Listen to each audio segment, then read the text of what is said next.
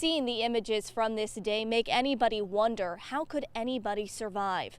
There's just a gate here right now surrounding the property, but 1 year ago, Michelle's house, part of it was in the swimming pool. Some of it blew into the neighbor's yard and debris was lying in the streets. But Michelle, she is a fighter and she was determined to survive.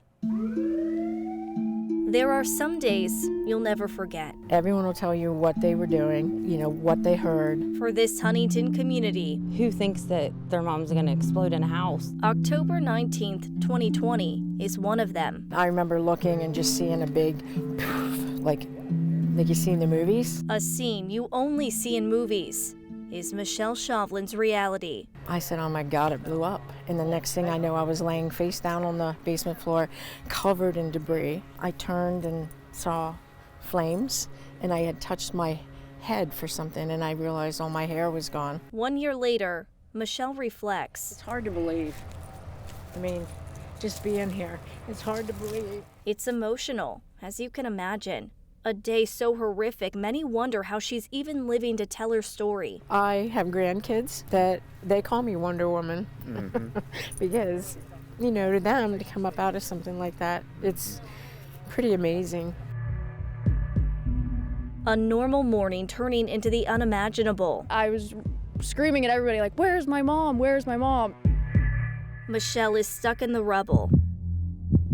She can't see anything in front of her. Flames are quickly approaching. My time was running out. She tells herself she's going to see another day, no matter what. And I said, I'm not going to die in this basement like I'm in hell. And I stood up and I thought, I got to scream as loud as I can so someone can hear me. I yelled back and she heard my voice, and she was starting to climb up out of the basement here. Neighbors John Eastman and Christopher Winker hear those screams for help. I'm just thankful that I was able to be here and help her out. He's a hero. The truth. He's a hero. I don't want to end it. Because a lot of people didn't come to help me. They stood and watched. John came. John and Chris pulled Michelle, who was trapped from the flames, to safety. Today, we recognize the kindness of neighbors helping a neighbor in great need. If it wasn't for these two men, Michelle doesn't know if she would have lived to see another day. They're honored for their bravery and courage to act. Michelle's road to recovery has been anything but easy. 47% of her body was burnt with third-degree burns. I was in an induced coma for most of it because of the skin grafts.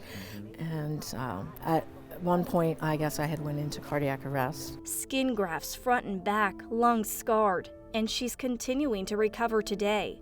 But she's here. Like when the sun is shining and bright, I'm happy. I cry a lot because really, I probably shouldn't have been here, to see all of this. Here to see her daily blessings, like her beautiful family who stood by her side day in and day out as she fought for her life. Where I don't remember her being there at the hospital, I said to her one day, did you sing You Are My Sunshine? She said, yeah, every day. It's the only song I could think to sing to you. This story has many layers. It's one of bravery, one of community, one of strength.